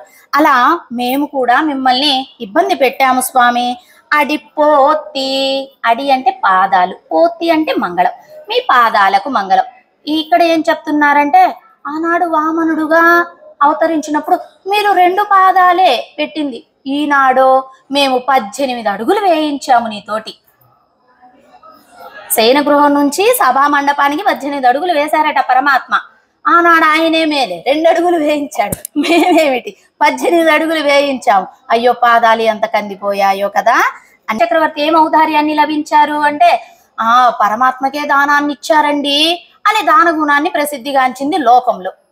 అలాగే ఈ యొక్క ఇంద్రుడు కూడా ఏమిటి పొందాడు, ఆయనకు కావలసినటువంటి దాన్ని, ఆయన వెళ్ళిపోయాడు. పాపం పొందాం కదా, కృతజ్ఞత అయినా చెప్పాలిగా పరమాత్మకు. స్వామి, నా కోసం నువ్వు వామన అవతారాన్ని దాల్చావు, నా కోసం యాచక వృత్తిని స్వీకరించావు, నా కోసం లోకాల్ని కొలిచావు, నా కోసం నువ్వు ఇంత కష్టపడ్డావు, ఇంత శ్రమ పడ్డావు అని కనీసం థ్యాంక్స్ అన్నా చెప్పాలిగా. చెప్పలేదు. ఇక్కడ థ్యాంక్స్ అంటే ఏమిటి? మంగళం చెయ్యలేదు. ఈయనేమో బలి చక్రవర్తి రసాతల లోకానికి తొక్కబడిపోయాడు. అబ్బాయి, ఈయన దానం చేశాడండి అని లోకంలో అనుకునేటట్టుగా ఆయన దానాన్ని ఈయన పొందారు. ఇద్దరు నీ వల్ల లాభాన్ని పొందారు, కానీ ఒక్కళ్ళు కూడా మంగళాశాసనం చెయ్యలే నీకు. కానీ మేమెందుకు వచ్చామో తెలుసా? 18 అడుగులు నడిపించామని చెప్పారు కదా, నీకు మంగళాశాసనాన్ని చెయ్యడానికి వచ్చాము స్వామి అంటూ తెలియచెప్తున్నారు. ఆ యొక్క పాదములకు మంగళం, ఆ యొక్క సౌందర్యమునకు మంగళం. అంటే ఆనాడు తండ్రి గారు మంగళాశాసనం చేశారు, ఈ రోజు తనియ చేయకుండా ఉంటుందా? మరి తండ్రి దగ్గర నేర్చుకున్నటువంటి శుద్ధులు బుద్ధులు కదా, అలా మంగళాశాసనం చేసింది. సెండ్రు అంటే వేంచేసి అని అర్థం అన్నమాట. అవతార క్రమంలో వామనావతారం తరువాత నరసింహ అవతారం. ఏమిటి? వామన అవతారం తర్వాత నరసింహ అవతారం కదా. అంటే ఆయన సౌందర్యానికి మంగళాశాసనం చేస్తున్నారు. నరసింహస్వామి ఎలా ఉంటారని చెప్పుకున్నాం నిన్న, చాలా అందంగా సౌందర్యంగా ఉంటారు. అలా ఆ రావణుణ్ణి బాణాలతోటి లొంగ తీసుకున్నావు, మమ్మల్ని ఏమో నీ సౌందర్యంతో లొంగ తీసుకున్నావు. అలాగే నీ సౌందర్యమునకు లొంగని వారు ఎవరైతే ఉంటారో వారిని బాణాలతోటి లొంగ తీసుకుంటావు. ఇప్పుడు రావణాసురుడు లొంగాడు ఆయన సౌందర్యానికి, ఆయన గుణాలకు లొంగలేదు. ఏం చేశాడు? బాణాలతోటి తీసుకున్నాడు. ఎలా అంటే పులి ఉన్న పొద దగ్గరికి వెళ్ళినట్లుగా రామచంద్రుడు రావణాసురుడి దగ్గరికి వెళ్ళి ఆ లంక, అందమైన లంక, ఆ లంక అంతా కూడా నాశనమైపోయేటట్టుగా యుద్ధాన్ని చేసి ఆ రావణాసుడిని సంహరించావు. ఆ రావణాసుడిని సంహరించడం ఎలాగూ? భుజబలానికి మంగళం. రావణాసురుడిని దేంతో సంహరించారంటే అసురుడు కదా, బాగా భుజబలంతో కదా బాణాలు వేస్తారు, అందుకని నీ భుజబలానికి మంగళము అని తెలియచెప్పారు. అలాగే అచ్చట వామనావతారంలో ఉన్న చోట పుష్పము వికసించినట్లా శ్రమలేకయే కొలుచుట మాత్రమే. అమ్మ అప్పుడేమో ఊరక కొలిచావు, కానీ ఇక్కడేమిటి, యుద్ధమే చేయవలసి వచ్చింది. అలా ఇక్కడ శ్రమ తీరేటట్లుగా ఆ పాదములను నడుచుటయు, ఆ అరణ్యవాసంలో రామావతారంలో కొండలనక రాళ్ళనక రప్పలనక గుట్టలనక పాదాలను పెట్టి పాపం నడిచాడు కదా, అప్పుడు ఎంత బాధ కలిగిందోనట దశరథ మహారాజుకు. అయ్యో నా కుమారుడు ఇలా అడవులకు వెళ్ళాడే నేను చేసినటువంటి దానికి అని ఆయన బాధపడ్డాడు. ఆ బాధను కులశేఖర ఆళ్వార్లు దశరథ అవస్థను పొంది ఆ పాదాలు అలా నడుస్తూ ఉంటే ఆ పాదాలలో నుంచి రక్తం వస్తుంటే అది కారుతూ ఉంటే నువ్వు నడుస్తున్నావు రామా అని ఈయన బాధపడ్డారనమాట. లంకలో ఉండేటటువంటి వాళ్ళందరూ కూడా రాక్షసులు, వైకుంఠంలో ఉండేటటువంటి వారు నిత్య సూరులయ్యి ఎటువంటి ఇతరమైనటువంటి వ్యామోహములు లేకుండా ఉన్నారో, ఈ లంకలో ఉండేటటువంటి వాళ్ళు మంచితనమే లేకుండా అసురులై ఉన్నారు అంటున్నారు. సెత్తాయి సంహరించిన వాడా. సెత్తాయి అంటే ఏమిటి, సంహరించిన వాడు. ఎవరిని సంహరించాడట, ఆ యొక్క రావణాసురుణ్ణి సంహరించాడు.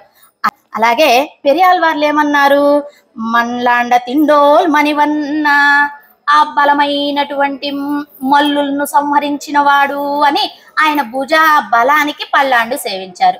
ఇక్కడ మన ఆండాలు కూడా ఏమిటి, ఆసురుడైనటువంటి రావణాసురుణ్ణి సంహరించిన వాడు అంటూ ఆ రామావతారంలో ఆ రామచంద్రుడికి ఉండేటటువంటి బలానికి మంగళాశాసనం చేస్తుంది.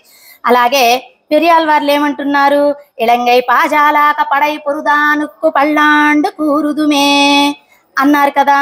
తండ్రి గారు ఏమన్నారు, రామావతారంలో ఉండేటటువంటి రావణాసుడిని సంహరించావు నాయన, నువ్వే వెళ్ళి అన్నారు. ఈమె కూడా అదే కదా ఇక్కడ చెప్పింది, రామచంద్రుడి యొక్క భుజబలాన్నే కీర్తించింది, ఆయన భుజబలాన్నే కీర్తించాడు. మరి తండ్రి ఒక రేవులో దిగితే తనయ్య మాత్రం వేరే రేవులో దిగుతుందా, ఆయన పాడుతూ ఉన్నాడు, ఈమె పాడుతూనే ఉన్నది. ఆయన రామావతారంలో ఆ లంకకు వెళ్ళి రావణ్ణి సంహరించారని పాడారు, ఈ తనయ్య కూడా అలాగే పాడి ఆ రోజు ఆయన మంగళాశాసనం చేసినట్టుగానే ఈ రోజు ఈమె పూర్తి చేస్తున్నది అంటున్నారు. శకటాసురుణ్ణి సంహరించిన వారెవరు, కృష్ణ పరమాత్మ. ఇప్పటి వరకు ఏం చెప్పారు, వామనావతారంలో రామావతారంలో మంగళాశాసనం చెప్పారు. ఇప్పటి నుంచి కృష్ణావతారం ఎందుకు చెప్తున్నారు అంటే, కృష్ణావతారానికి ఇందానికి మనం చెప్పుకున్నాం కదా, అది అయోధ్య, ఇది రేపల్లె, అక్కడ ఉండేవాళ్ళు జ్ఞానులు, ఇక్కడ ఉండేవాళ్ళు అని. అయ్యో కృష్ణావతారంలో ఎంతమంది రాక్షసుల్ని సంహరించారు, ఎంతమంది రాక్షసుల్ని ఇబ్బంది పెట్టడానికి వచ్చారు, అందుకని కృష్ణావతారంలో కృష్ణ పరమాత్మకే మంగళాశాసనం అవసరమై ఉన్నది అని ఆయన అవతారాన్ని ఆయనకు మంగళాశాసనం చేస్తున్నారు. ఏమిటంట అంటే, కృష్ణుడే గొప్పవాడు అంటున్నారు. ఎందుకు గొప్ప అన్నారు, మరి రాముడు గొప్పవాడు కాదా అంటే గొప్పవాడే కదా. అంటే కృష్ణ పరమాత్మ శకటాసురుణ్ణి సంహరించారు. ఒక్కసారిగా తన్నేటప్పటికీ ఆయన సందులన్నీ లూజ్ అయ్యేటట్టు, ఎట్లా అంటే ఏమో పార్ట్స్ అన్ని లూజ్ అయిపోయాయంటాం కదా, అలా తన్ని వేశాడు, ఆయన్ను సంహరించాడు. ఆయన వచ్చింది బండి రూపంలో. ఆ రాక్షసుడు ఒక్కసారి తన్నేటప్పటికి ఆ బండి అంతా ఇరిగిపోయి అక్కడక్కడక్కడక్కడ చెక్కలాగా పడిపోయాయట, అలా సంహరించాడు. మరి రామచంద్రుడో అలా సంహరించేస్తే గొడవ ఎందుకు వచ్చేది, ఆ యొక్క యజ్ఞ సంరక్షణార్థంగా అరణ్యానికి వేంచేసినప్పుడు సుబాహుణ్ణేమో సంహరించాడు, మారీచుణ్ణేమో వదిలివేశాడు. ఆ వదిలివేసినటువంటి మారీచుడు అంటే శత్రుశేషం ఉండకూడదు అంటారు కదా, అలా వదిలివేసినటువంటి మారీచుడు కాస్త బంగారు లేడీలాగా వచ్చాడు, సీతాపహరణకు కారణమయ్యాడు. అందుకని ఆయన వదిలివేశాడు కాబట్టి మళ్ళీ రాక్షసుడు ఇలా సీతమ్మను అపహరించుకుపోయాడండి. మా కృష్ణయ్య అట్లా కాదు, ఒకేసారి చంపేశాడు, అయిపోయింది అని ఆయన్ను పొగుడుతున్నారనమాట. పోతి అంటే ఆయన కీర్తిని, పోతి ఆయన యొక్క కీర్తి ఎక్కడ చెప్పబడింది అంటే, శకటాసురుని సంహరించినటువంటి ఆయన కీర్తికి మంగళము అన్నారు. తర్వాత ఏమిటి, కన్రు అంటే వెలగ చెట్టు. ఇక్కడ ఇద్దరు రాక్షసుల్ని ఒకేసారి సంహరించటం జరుగుతుంది. అది ఎలాగంటే, వచ్చాసురుడు కపిత్తాసురుడు. కపిత్తాసురుడు వచ్చేసి వెలగ చెట్టు, వచ్చాసురుడు వచ్చేసి దూడ. ఇరువురు రాక్షసులే, ఇరువురు పన్నాగం పన్ని కృష్ణయ్యను ఏదో చేద్దామని వచ్చారనమాట. అయితే ఇరువురు కూడా కృష్ణయ్య చేతిలో సంహరింపబడ్డారు. ఎలా సంహరింపబడ్డారంటే వెలగ చెట్టు ఉంది, ఆ పక్కన దూడ రూపంలో కూడా రాక్షసుడే కదా చెప్పుకుంది వత్సాసురుడు అని. ఆ వత్సాన్ని తీసుకొని ఈ దూడను తీసుకొని ఆ వెలగ చెట్టును కొట్టేశాడు గట్టిగా. అప్పుడు ఆయన ఎలా ఉన్నాడు అంటే ఒక పాదాన్ని గట్టిగా వంపి దాన్ని భూమికి గట్టిగా ఆనిచ్చి రెండో పాదాన్ని వెనక్కి చాచి కొట్టాడు, అంటే బలమంతా అలా కొట్టి సంహరించాడు. అలా కొట్టి సంహరించినటువంటి పరమాత్మకు మంగళం. ఏం మంగళం అట? పాదానికి మంగళం. రామావతారంలోనేమో భుజబలానికి మంగళం అన్నారు, వామనావతారంలోనేమో కొలిచారు కాబట్టి ఆయన అడి అంటే పాదాలకు మంగళం అన్నారు. ఇక్కడ కూడా ఏం చెప్తున్నారు? కృష్ణావతారంలో కూడా ఆయన పాద యుగళికి మంగళం. ఒకటేమో బిర్రుగా నొక్కి పట్టింది, ఒకటేమో వంపి బలాన్ని ఉంచింది, రెండు పాదాలు. అందుకని పాద యుగళికి మంగళము అంటూ చెప్తున్నారు. కండ్రుక్కునిలా ఆకలి కోపంతో ఇంద్రుడు చేశాడు ఏమిటి? పాపం ఇంద్రుడి కోసం కదా పరమాత్మ వామనావతారాన్ని దాల్చాడు, ఆయనకు ఉపకారమే చేశాడు. అయినా ఇంద్రుడు ఏం చేస్తున్నాడు? అపకారమే చేస్తున్నాడు. ఏమిటంట అంటే ఆ రోజు ఈయన కోసం ఆయన ఉపకారం చేస్తే ఈ రోజు నాకు ప్రతి సంవత్సరం కూడా నాకు ఆహారాన్ని పెట్టి ఆ తరువాత ఏరువాకకు వెళ్తారు, ఈ సంవత్సరం కృష్ణయ్య నాకు పెట్టనీయకుండా నైవేద్యాలను ఈ పర్వతానికి పెట్టు అని గోవర్ధన పర్వతానికి పెట్టించాడు అని కోపంతో ఆయన రాళ్ల వర్షాన్ని కురిపించాడు. చూడండి, మంచి చేసిన వాళ్ళపైయే చెడు జరుగుతుంది. మనం ఇప్పటికి కూడా అనుకుంటాం కదా, ఏంటో మంచి చేయకపోతే చెడు అవుతుంది అని. అంటే ఇది పాపం పరమాత్మకు కూడా పడిందండి. ఆ పరమాత్మ అన్నిన్ను ఓర్చుకొని చేస్తూ ఉన్నాడు. అంటే మంచి వాళ్ళకే తగులుతాయని చెప్పడం ఇక్కడ. అయినప్పటికీ మంచితనాన్ని వీడకుండా పరమాత్మ ఎలా చేస్తున్నాడో ఈ జీవుడు కూడా తాను నమ్ముకున్నటువంటి ధర్మంగానే నడవాలి అంటూ ఒక ఉపమానంగా మనకు అమ్మ అనుగ్రహిస్తూ ఉన్నది. ఇక్కడ రాళ్ల వర్షాన్ని కురిపించాడు. గోవర్ధనగిరి పర్వతాన్ని 7 రోజులు చిటికిన వేలుపై ఎత్తి నిలబెట్టి అక్కడ గోప గోపీజనులను సంరక్షణ చేశాడు పరమాత్మ. అక్కడ అలా సంరక్షణ చేసినటువంటి పెరుమాళ్లకు దేన్ని పోతి పాడుతున్నారు అంటే ఆయన యొక్క గుణానికి. మరి వాళ్ళు కోరలేదు కదా మమ్మల్ని రక్షించండి అని, అయినా ఈయనకు ఉండేటటువంటి సౌలభ్య గుణం కొద్దీ ఎత్తిపట్టి గోవర్ధనగిరి పర్వతాన్ని వాళ్లను సంరక్షణ చేశాడు. అందుకని అక్కడ గుణానికి మంగళాశాసనం చేస్తున్నారు. ఫస్ట్ పాదం ఏమిటి? పాదాలకు. రెండవ పాదము, మూడవ పాదము పాదాలకి, పాదయుగులకి. నాలుగవ పాదము గుణానికి. అంటే అక్కడ కీర్తిని చెప్పబడింది, శకటాసురుడి వదలో కీర్తి చెప్పబడింది. ఇక్కడ మాత్రము ఆయన గుణానికి, ఆ గోవర్ధనగిరి పర్వతాన్ని ఎత్తిపెట్టి సంరక్షణ చేసినటువంటి పరమాత్మ గుణానికి మంగళము. పరమాత్మ భుజబలాన్ని కీర్తించారు. అయితే మళ్ళీ మనం కీర్తిస్తే ఎక్కడ దృష్టి తగులుతుందో అని ఆయన యొక్క చేతిలో ఉన్నటువంటి ఆయుధానికి మంగళం అంటున్నారు. అలాగే పెరియాల్ వాళ్ళు కూడా మంగళాశాసనం చేశారు. దేనికి చేశారంటే ఆయన చేతిలో ఉండేటటువంటి చక్రతాల్వారికి ఏం చేశారు? ఆయన వడివార్ సోది వళత్తురయం సుడరాజుయం పళ్ళాండు. ఆ పరమాత్మ శ్రీహస్తంలో ఉండేటటువంటి చక్రాయుధానికి మంగళాశాసనం చేశారు. ఇక్కడ పరమాత్మ చేతిలో ఉండేటటువంటి వేలాయుధానికి ఇక్కడ మంగళాశాసనం చేస్తున్నారు. అంటే తండ్రికి కూతురికి ఇదే పని అండి, మంగళాశాసనం చేయటమే పని అని నంజీయర్ అంతటి మహాత్ములే అన్నారట. నంజీయర్ వారు గొప్ప ఆచార్యులు కదా, వారే అన్నారు. సేవగమే ఏత్తి బరై కొల్వా చెప్పి చెప్పి మంగళాశాసనం చేసి వీళ్ళు వచ్చారు కదా, ఏం కావాలి మీకు అంటే మేము ఏది కోరి రాలేదు, మేము ఏ ఇతర దేవతలను ఆరాధించలేదు, మాకు పరమాత్మే కావాలని కోరి వచ్చినటువంటి వారము. మరి దేనికి వచ్చారు అంటే ఆయనకు మంగళాశాసనం చెయ్యటమే. మళ్ళీ మంగళాశాసనం చేస్తే ఏదో ఇస్తారని రాలేదు, మంగళాశాసనం చెయ్యటమే మన ఆత్మస్వరూపము కనుక దానికోసం మేము వచ్చాము అంటూ ఆ మంగళాశాసనాన్ని చెప్తున్నారనమాట. అలాగే పెరియాల్ వాళ్ళు ఉన్నడయ విక్రమా అంటూ కూడా చేశారు అని. ఎలాగట స్వామి, ఈ శ్రీ సూక్తులు ఎలా ఉంటాయి అంటే ఆయన యొక్క వీర చరిత్రలను స్తుతించి వాటన్నిటిని కూడా మా హృదయం అనేటటువంటి గోడ పైన రాసేసుకుంటాము. అంటే ఎప్పటికి కూడా పరమాత్మను స్తుతిస్తూనే ఉంటాము అని చెప్పడం. పెరియాల్ వాళ్ళు చెప్పినట్టుగానే ఆండాళ్ తల్లి కూడా ఇందులో మనకు తెలియచెప్తుంది. అలాగే యాం మేము వచ్చాము. ఎప్పుడు వచ్చాము? దీర్ఘకాలం బాధపడిన తర్వాత మేము వచ్చాము. ఆ బాధ తర్వాత పెద్దలు ఒప్పుకోవటము, ఆ ఒప్పుకున్న తర్వాత మేము మీ దగ్గరికి రావటము జరిగింది. అయితే ఇక్కడ మేము వచ్చాము అని చెప్పుటలో అర్థం ఏమిటంటే, శరణాగతి చేసినటువంటి వారు ఏ ప్రయత్నమో చేయరు, పరమాత్మ ఎప్పుడు అనుగ్రహిస్తే అప్పుడు అని వాళ్ళు మెదలకుండా ఉంటారు. కానీ ఇక్కడ వీళ్ళు అలా ఉండలేదు కదా, వచ్చేసారు కదా. మరి ఎందుకు వచ్చారు అంటే, ఊరక ఉండలేక మేము వచ్చాము అంతే తప్ప మీరు చేసేటటువంటి ప్రయత్నాన్ని ఆపి మేం ప్రయత్నం చేస్తామని రాలేదు స్వామి. ఊరక ఉండలేక వచ్చినటువంటి వారము. మా స్వరూపానికి తగ్గట్టుగా ఏదో ఒకటి చేయాలని ఊరక ఉండలేక స్వప్రయత్నంగా వచ్చాము అంతే తప్ప, మీరు ప్రయత్నం చేస్తున్నారు కదా ఇంకా నేను ఎందుకు ఇవ్వటమని మీరు తలవద్దు.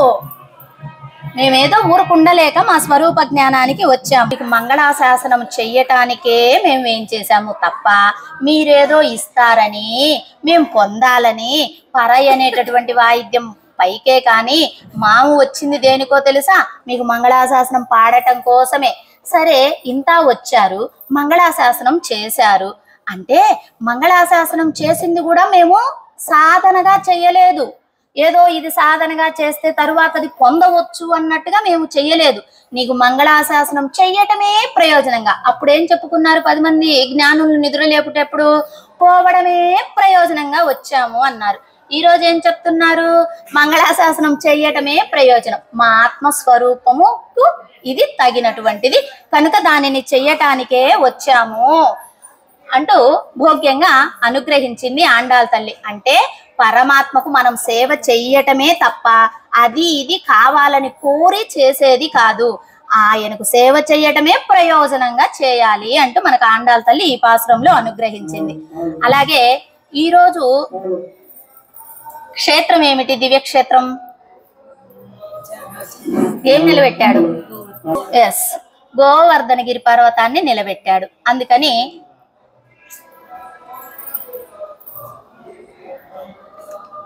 గోవర్ధనం అనేటటువంటి దివ్యదేశం. అయితే ఇది ఎక్కడ ఉంది? గోకులానికి బృందావనం దగ్గరలో ఉంటుంది. ఇది దివ్యదేశం అయితే కాదు, అభిమాన క్షేత్రం.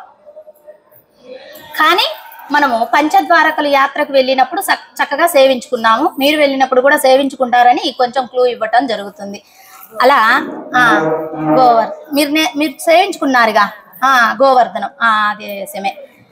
అలాగే నామం ఏమిటి? గోవింద. గోవర్ధనం, గోవింద. చక్కగా ఆ రెండింటిని కీర్తిద్దాము. సరే, ఇక్కడ ఆచార్యుల వైభవం ఎలా ఉంటుంది అంటే మనం ఊహించలేమట. ఆయన మనల్ని ఏ విధంగా తిప్పి ఏ విధంగా పరమాత్మ దగ్గరికి చేరుస్తాడో కూడా చెప్పలేము అంటున్నారు. ఎందుకంటే ఇక్కడ ఒకటి ఆయుధాన్ని చెప్పుకున్నాం కదా. ఏమిటి ఆయుధం? వేలాయుధం. ఈ వేలాయుధం మీ అందరికీ తెలిసి ఎలా వచ్చిందో గుర్తుందా? ఆళ్వార్ల వైభవంలో చెప్పుకున్నాము. ఎవరి ద్వారా వేలాయుధం ఎవరికి లభించింది?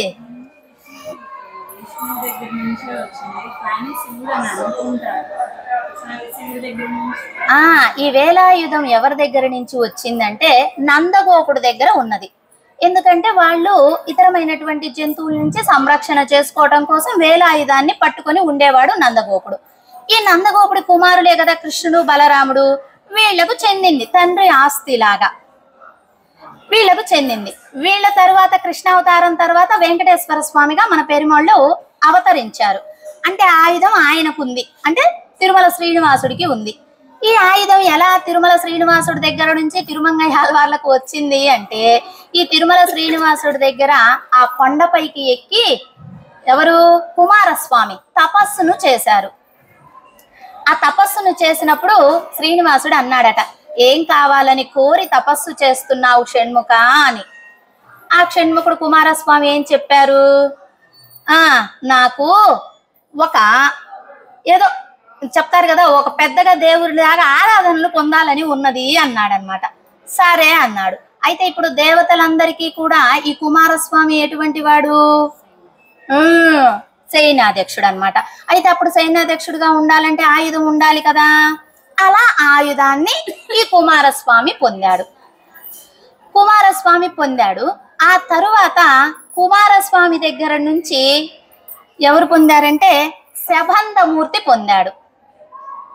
ఈ శబంధమూర్తి వచ్చేసి శివభక్తుడు. ఆ విధంగా కుమారస్వామి దగ్గర నుంచి శబంధమూర్తి వేలాయుధాన్ని పొందారు. ఈ వేలాయుధాన్ని మళ్ళీ తర్వాత ఎవరు పొందారు అంటే తిరుమంగయ్య ఆళ్వార్లు పొందారు. ఎలా పొందారు అంటే శబంధమూర్తి ఈ యొక్క తిరుమంగయ్య ఆళ్వార్లు కవిత్వంలో పోటీ పడి చెప్తుంటారు కదా, ఒకళ్ళని మించి ఒకళ్ళను షట్కవిత్రులు అంటారనమాట. ఆ విధంగా పోటీ పెడితే ఈయన గెలిచాడు తిరుమంగయ్య ఆళ్వార్లు. ఎందుకంటే ఈయన పట్టుకున్నది అసలు ఆయన పాదాలని కదా, అందుకని ఈయన చెప్పినవన్నీ కూడా కరెక్ట్ సూక్తులు అయ్యాయి. అలా గెలిచి ఆ శబంధమూర్తే అయ్యో ఎంత బాగా చెప్పావు, ఎంత బాగా వేదాన్ని వివరించావు, ఎంత వైభవంగా ఉంది. అప్పుడు తిరుమంగయ్య ఆళ్వార్లు సీర్గాలి అనేటటువంటి దివ్యదేశంలో వేంచేసినప్పుడు ఈ శబంధమూర్తిని పొగుడుతూ ఉన్నారు అందరూ. అటువంటి వాడు, ఇటువంటి వాడు, అది ఇదని. అసలు ఏముంది ఏమిటి ఆయన దగ్గర, అందరూ పొగుడుతూ ఉన్నారే అని ఆయనతోటి ఈ కవిత్వంగా పోటీ దిగిండ్రనమాట. ఆ తర్వాత ఈయన గెలిచారు. ఆయన ఆయుధం శబంధమూర్తి అయ్యో చాలా చక్కగా చెప్పావు అని ఆ శబంధమూర్తి ఆయుధాన్ని తిరుమంగయ్య ఆళ్వార్లకు అనుగ్రహించడం జరిగింది. అయితే ఎక్కడికి పోయి ఎక్కడికి వచ్చిందంటే భగవంతుడిది భాగవతుడి దగ్గరికే వచ్చింది. అది ఎటు తిరుక్కోని ఎక్కడికి వచ్చింది, తిరుమంగయ్య ఆళ్వార్ల దగ్గరికి వచ్చింది. ఈ తిరుమంగయ్య ఆళ్వార్లు వేలాయుధాన్ని ధరించి ఉంటారు. అలాగే ఆ చివరనమాట వేలాయుధము తిరుమంగయ్య ఆళ్వార్లు అడుగుతారు. ఆ కొల్లడంలో ఈ గోపురాలు కట్టిన వాళ్ళని ముంచి వేసినప్పుడు వాళ్ళందరికీ మోక్షం లభిస్తుంది. మోక్షం లభించినప్పుడు వాళ్ళ యొక్క బంధువులకు, వాళ్ళ భార్యలకు వాళ్ళు వచ్చి మాట్లాడి చెప్పేటటువంటి విషయాన్ని అక్కడ అనుగ్రహించడం జరుగుతుంది. ఆ సమయంలోనే తిరుమంగయ్య ఆళ్వార్లు రంగనాథుడికి సప్త ప్రాకార మధ్య సరసిజముకులోద్భాసమానే విమానే అంటూ మనం రంగనాథ స్తోత్రం చదువుతాం కదా, ఆ రంగనాథుడికి సప్త ప్రాకారాలను నిర్మించిన తర్వాత ఈ విధంగా వాళ్లకు మోక్షము ఇచ్చారు కూలీలకు. తర్వాత అడుగుతారు ఏం కావాలి ఆళ్వారే నీకు అంటే పెరుమాళ్ళు. ఆయన తిరుమంగయ్య ఆళ్వార్లు ఏం కొడతారు, మనలాగా మా పిల్లలకు, మా భర్తకు, మాకు సొత్తులు అనుకో వాళ్ళకి ఏమీ ఉండవు. ఎప్పుడు కూడా జనులు దిద్దుబాటు అయ్యేటటువంటి విషయాన్నే కోరుతారు. ఆ విధంగా ఆ వేలాయుధాన్ని నేను ఎంత దూరంలో ఇసిరి వేస్తే అది పడుతుందో అంతలోపు ఎవరైతే పరమపదిస్తారో వాళ్ళకు వైకుంఠాన్ని ఇవ్వమని కోరతాడనమాట. అందుకని శ్రీరంగంలో చుట్టూ 2 కిలోమీటర్ల దూరంలో ఎవరు పరమపదించినా వైకుంఠానికి చేరుతారు. అది సాక్షాత్తు రంగనాథుడు ఇచ్చినటువంటి అనుగ్రహం. అలా ఆ వేలాయుధం కూడా భగవంతుడి దగ్గర నుంచి భాగవతుడి దాకే వచ్చేసింది, భాగవతుడికి చెందేసింది. ఎక్కడ ఎవ్వరు వేటిని భరాయించలేరు. అవి మళ్ళీ తిరిగి ఆయన దగ్గరికే, ఆయన భక్తుల దగ్గరికే చేర్చుకుంటాడు. ఆ విధంగా వేలాయుధాన్ని కూడా మన ఆండాల తల్లి ఈ పాసురంలో భోగ్యంగా అనుగ్రహించడం జరిగింది. రేపటి పాసురంలో ఏం చెప్తారో తెలుసుకుందాము. అందు ప్రార్థయామి సర్వం శ్రీకృష్ణ పాదార విందార్పణమస్తు. అడియన్ లక్ష్మి రామానుజ దాసి. భాగవత గోష్ఠికి దాసోహాలు. జై శ్రీమన్నారాయణ.